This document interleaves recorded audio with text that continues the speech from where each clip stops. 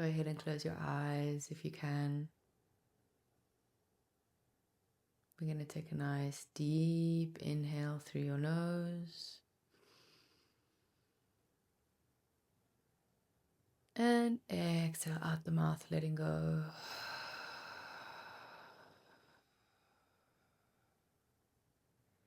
Another deep breath in through the nose, all the way to the top. And at the top, pausing for a moment, holding the breath there. And exhale out the mouth, letting go. Till all the air is out. Gently opening up your eyes if you close them. Welcome back to Mindful Moves with me, your host, Daniela Jentsch. I am so happy to be back. It's been a wild ride between the second season and the third one now. I have so many things I want to speak to you guys about, and what I will do, will do a personal update on my other playlist in the behind the scenes so that we can just focus on today's topic and just dive deep into that. And yeah, if anyone's curious, then you can see the rest in the other playlist. Today, we are going to be speaking about anxiety. Anxiety is something that I feel is so relevant right now. I don't think it really ever falters, to be honest. I think it's always a theme, but specifically now in the last quarter of the year, which I think most of us can't even believe it's the last bit of 2025. I think it's unbelievable. And with that comes a lot of reflection. And this has been the case for myself personally. This has been the case in conversations I've been having. At this point in the year, we are very reflective. It's a time where you're thinking about the year that you've just had. It's a time where you're thinking about all the hopes and dreams you might have associated with 2025. It's also a time where you're maybe reflecting on what's to come. Humans, we are like this. We like to think about the next, new fresh start, which is 2026. And we like to think about what it is we want to invite in, what we want to do, how our life will look different. And this can bring a lot of feelings up. It can bring a lot of emotion into your body, maybe some tenseness. Maybe you are unhappy in the job that you're in. Maybe you have deadlines up to your neck and you don't know how you're going to get them all done by the end of the year. Maybe you're in a relationship that doesn't feel good and every day you're on edge and you're wondering if you're going to carry that over into the next year. And so while a reflective time can feel like a lot because your brain is trying to process everything in your thoughts and get everything aligned and sorted out, I'm going to offer a different perspective. I think that anxiety and reflection is a beautiful opening door to reconnecting with your body. I don't believe that you can, and I'm talking from experience, I don't believe that you can plan and make a 12-month plan your way out of feeling anxious. I don't think that you can put all the tools together logically without actually practicing on a day-to-day. So my approach to anxiety is different in the sense that I believe in small, tiny, little moments. So what I'm going to do in this episode today, we're going to talk a little bit about anxiety, but we're going to speak about, because I'm all about solutions, we're going to speak about 5 steps or tips that you can take with you that I want you to be able to do so that you end off this year strong, you start the next one strong, that you feel empowered with yourself. And where we're going to start is that anxiety is often this tiny alert system. You'll know if you've ever felt it. And I think that really almost everybody in this world has at some point had too much pressure on them or felt stressed out or in general just feel like everything is too much. We've all had that little feeling inside us. And what I like to see it as that it's an alert system. It's a small alert that can get bigger if you get stuck in that loop, right? So if you don't honor your body and you don't listen to your body will just speak up. It's kind of like when you're in a boardroom and you're trying to get your message across and you've tried now over weeks to say it very softly. Sometimes people will then say it louder and they'll say it more directly and they'll make their presence known in that room. That's exactly what your body will do when it's trying to communicate with you. And so it's really important that when you're thinking about anxiety, number one, remove all the negative connotation around it. There's nothing bad about it. As much as if you've been living with it, I'm not saying that makes it pleasant. I'm saying that it's your body speaking to you. And when we learn how to communicate with our body and actually listen, then you will see on the other side, you will see how there's just a connection and a safety longing coming from inside. So, what this could look like on a day-to-day basis, it could look like you waking up in the morning and you're not even, your eyes have just opened up and you're already checking your emails, you're already thinking about your to-do list for the day, you already feel overwhelmed, and overwhelmed can feel like your chest tightening, you can't take a deep breath, your muscles getting tight. It can feel like your head is racing. So you have thought after thought after thought. And a lot of the time, you'll find yourself, I find a very good test of this is when you get up in the morning. I urge you to do this when you're brushing your teeth, because I hope everybody's brushing their teeth in the mornings. When you are doing that, catch yourself. I find when I'm in an anxious way, when I'm brushing my teeth, I'm not slowly waking up to the day. My thoughts are going. I don't even know what I'm doing. I'm on autopilot. This is the first moment of the day where I can really take a moment and be like, how am I feeling today? So often you roll out of bed, maybe you're a bit sleepy. When you're brushing your teeth, just notice, okay? And this ties into my first tip with anxiety and how to calm it or how to reconnect with yourself. Number one, that signal, that anxious feeling, is a plea for safety and connection from your body to you. And often what we will do is we'll rush to, the steps of trying to fix the anxiety and fix how I feel. But sometimes the first step in my case, and it's helped me through everything, is observation. So step one is going to be that you pause and you notice without judgment. This is very key. If you're going to observe how you feel and the whole time be very negative towards yourself or judgmental and say, I can't believe you're anxious again, it's only a few emails, doesn't matter what is making you anxious. Do not judge the weight. There's no competition either in this world. There are some people with very severe circumstances, and there are also people who have small things happening day to day that makes them feel overwhelmed. Either way, these people are both feeling anxious. So take away the story. I like to take away the story and just notice, how do I feel in my body? Notice yourself when you wake up, like I just mentioned. Notice yourself when you're brushing your teeth. No judgment, just get clear on where you're at. This is vital to the whole process, because how can you start using tools when you have no idea what you're getting into? It's like buying a car, but you haven't checked the engine. It doesn't help you. You need to know what's going on underneath, and that can only be done when you are present and with your body. Now, I know that's no easy task when you're feeling anxious, but it's a much lighter task than me saying, you need to do 100-step program of not feeling anxious and change your whole life. It's much easier to start slow and notice how you're feeling. That's it. Point and blank. That's it. Once you have a read on that, maybe notice, when does my chest feel like that? Do I feel anxious from the moment I wake up? Is it when I have my first coffee? Is it when I'm sitting at my desk and working? Or is it when I'm sitting on the couch and I'm worried about the fact that I don't have a job? Which part of your day, where does it come up? So just begin to notice. Once you've noticed, we're going to move to step two. Now, step two is breath. If you've been following this podcast, you know how passionate I am about breath, because it's our immediate tool to say, hi, nervous system, I'm here. It's your first connector to your nervous system and your body. And it's a built-in tool. If you have the ability to breathe on your own, you have everything you need. You do not need to buy 100 things to fix your nervous system. You have everything you need inside you, and the biggest one and the best one and the most wonderful one for immediate results is breath. If you're able to take, and you don't need to now start breath work. I've spoken about this before. There's many different ways to do things, and there's many different breathwork techniques.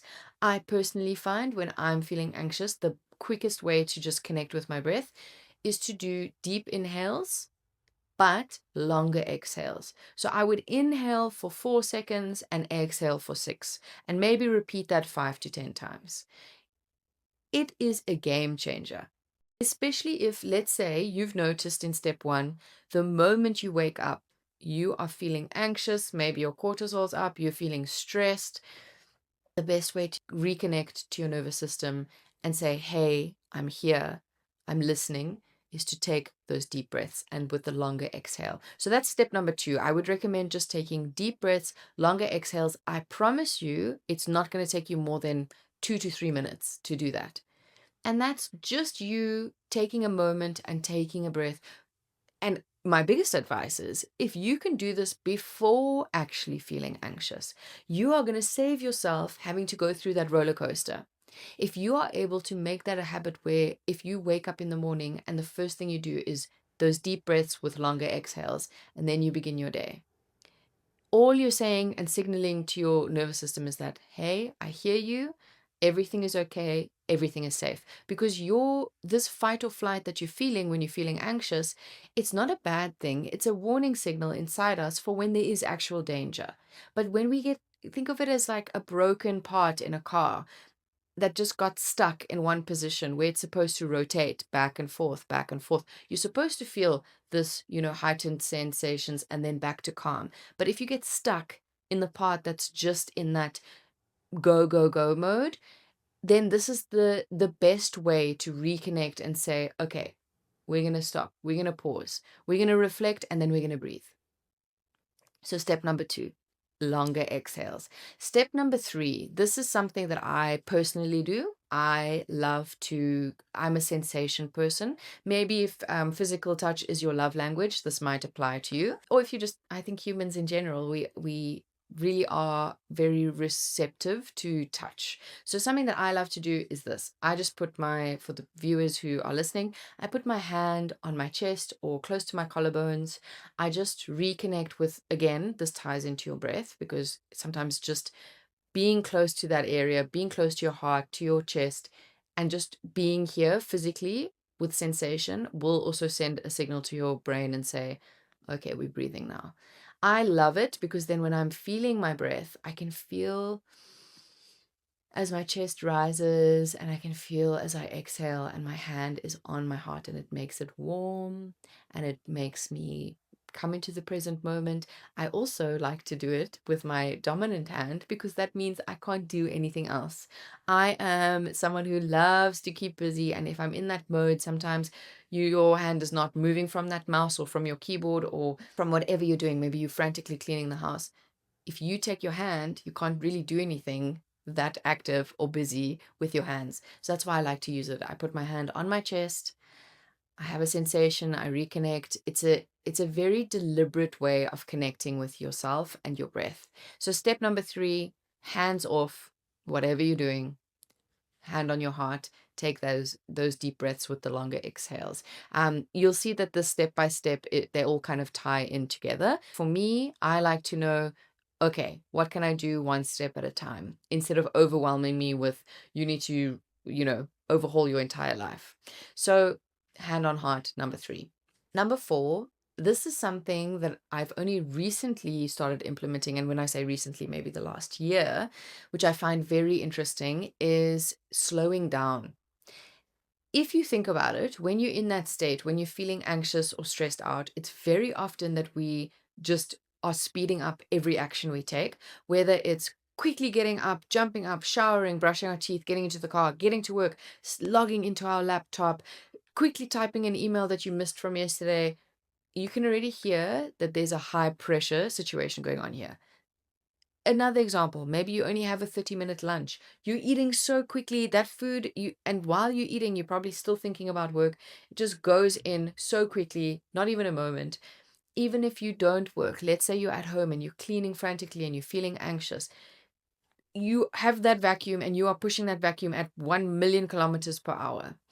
Anything you're doing, really, any example, whether it's eating, working, cleaning, maybe you are going on a run, whatever it may. Okay, running usually you do fast if you need to, but point being, whatever you're doing, it's the underlying intention of rush that we're talking about. It's not really so much the act. The moment you slow down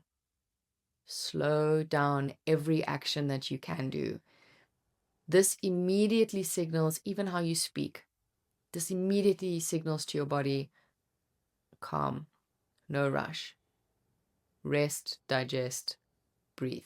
This is something that I really love to do. I didn't really ever know it before, so I would often use my breath, which works wonders. That's best connector. But what I enjoy about this is that I actually start being very present in anything that I do again. I'm very present if I'm cooking. I think this was my biggest one. I would always try and cook quickly because I wanted to be finished and I wanted to eat my food, or I wanted to still do stuff afterwards, and I'd work the whole day. So then I just want to get it done. Something that, I have a few people in my life who absolutely love cooking and the art of it. And I learned through that how to really enjoy it, because it's a huge part of enjoyment of being a human. And if you think back to our primal ways, food was a big factor in our day, and the preparation, and there was so much that went into it. So for me, that was my example of slowing down. Instead of trying to chop those carrots as fast as I could, and for some reason think that I want to beat a world record of chopping carrots, I would actually stop, slow down. Maybe I'd put on my favorite music. Maybe I'd put the lighting nice. I like to light candles or have low lighting. So then I would make the environment really nice and I would slow down. I would enjoy the smell of the onions in the butter.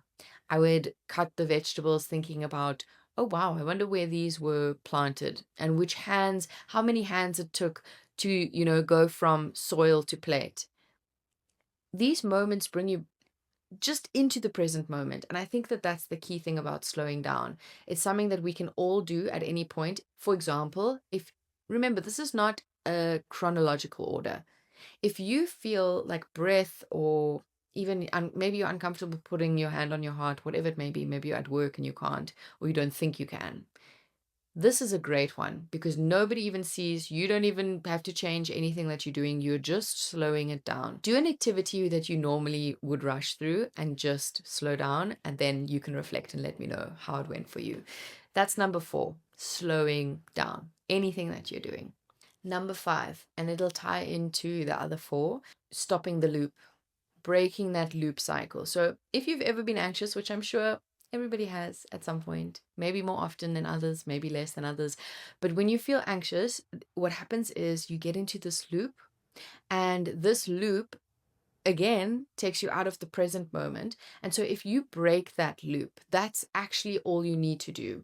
You need to break the normal loop cycle. So for example, that means doing something maybe a little different. Maybe you are used to working, and then after work, because it's been such a stressful day, your coping mechanism is scrolling on Instagram or TikTok and going through reels. Maybe you watch YouTube videos, whatever it may be, it doesn't really matter. But let's say after this event, let's say you get stuck scrolling for about 2 hours and you feel worse afterwards. This is a key factor. If you want to, there's nothing wrong with doing those things, but if you want to break those things, the best thing you can do is break that loop. And I find for me, the best way to do that is to get outside. If you can get outside, that is first prize. It's where, if you think about it, naturally, all these things will happen. You will naturally take breaths because you are maybe walking and maybe you're even sitting. It doesn't matter. The fresh air on your face. If you can't get outside, that's okay. That's fine. Find an alternative. Think about how being outside might make you feel calm, collected. Maybe you do a yoga class. Point being, the only way that you're going to change your life is by breaking the loop on your day-to-day basis. So often we get so focused on achieving a certain goal that we are pining and chasing this goal with full force, and we forget that our day-to-day and that consistency matters way more. Because I know that feeling of getting to a certain goal. You get there and you're happy for a moment, and then you're back to your normal day and your normal life. And so it's really important that we find these moments in our day where we break that loop. Anytime you feel like you can take a moment to step out of your normal day to day, how you would normally do something, that's all I advise. Break the loop, go on a walk, call a friend, make yourself a tea and sit outside for 5 minutes. Because you know what that gives you? That gives you a window of opportunity. This is what I love about breaking the loop and taking a pause, is that you basically give yourself the benefit of a gift. this open window of saying, no pressure. If you want to still go after this and go sit on the couch and scroll, that's no problem. But you've given yourself these 5 minutes. But in that opportunity, sometimes in those moments where we slow down and we're present, we think, actually, I don't feel like doing that. Actually, I'd much rather go on a walk outside or watch the sunset with a friend. And I think that this is what we can give ourselves. Get out of that loop, give yourself the opportunity. And even if you don't do anything other than 5 minutes of outside drinking your tea and you go back to your couch, you've given yourself 5 minutes. And do not underestimate how much that means to your body. Because all of these tied together, if we look at all five, all of them are you just taking a moment to listen to your body and tell your body and share with your body that it's safe. Your body isn't feeling safe when it's anxious. It doesn't feel trusting that the immediate environment has the best interest for your body. And so you are the one that can build this relationship with your nervous system. And these moments, these micro moments through every day of these tiny, tiny examples that I've given now, they are going to retrain your nervous system. If you're, let's say, a 30-year-old person and you've your whole entire existence never had these tools, in the beginning, number one, they're going to feel weird. It's going to feel out of the norm and it's going to feel uncomfortable. But eventually, if you can keep these up for a certain amount of time, it doesn't even matter. But the point is consistency and repetition. That's how you talk to your nervous system. We don't have the language of, hey, by the way, I love you. I'm going to try my best. Of course, you can say that out loud, and it's never a negative thing to say that out loud. But your nervous system, very much like a healthy relationship, only listens through actions, not through empty promises. You need to show your nervous system, because you guys are one unit. It's you in the world. And so you need to connect to yourself and say, hey, we're safe. I'm safe. Everything is okay. And that's all your body also just really needs, is that comfort. So these 5, and we're just going to summarize them quick, which is first step, observation. Take a moment to reflect and see how you actually feel through your day. Just observe for one day. Number 2, breath, your built-in nervous system regulation tool. It is the most magical one. We're going to recommend doing a big exhale and an elongated exhale. That's the best way to start. Number 3, your hand on your heart or on your chest. Hands off whatever you're doing. It will create an immediate pause. And reconnecting through touch, this nervous system responds really well through sensation. So just taking your hand on your heart, taking a moment. Number 4, slowing down. Whatever activity you're doing, whether it's cooking, walking, cleaning, working, brushing your teeth, slowing down every action to the point where you can be present again. Number 5, breaking the loop. Doing something, pulling yourself out of the loop that you're used to on your day to day, just doing something different, absolutely anything. It can be the smallest of things. Give yourself this window of opportunity to just reconnect with yourself. These are my top tips because I know that they are easy to implement and they might feel uncomfortable in the beginning, but they are small enough and not overwhelming that you can reconnect slowly. It's the same concept as, sometimes when we want to overhaul our fitness routine, we're like, okay, we're going to exercise for 2 hours every day, Mondays to Sundays, no rest day. It can feel really overwhelming. You're already feeling overwhelmed by being anxious. So these things and these tools are my way of saying to you, you don't need to put more pressure on yourself. You're only doing this out of a place of love and you want to create more safety and that feeling inside your system. Peace comes with safety. If you think about anything you've ever done in your life, if you've been in a relationship or if you have a work environment, that safety that you feel in anything, that creates that peace inside. And that's what we want to do with small, small, tiny moments and things that aren't going to make you feel overwhelmed at the end of the day. So just remember, the light that you're constantly seeking on the outside is just waiting to be acknowledged within. I'm so grateful to be back. I'm grateful for every person who is listening, and I'm excited to see you next week. Have a beautiful day.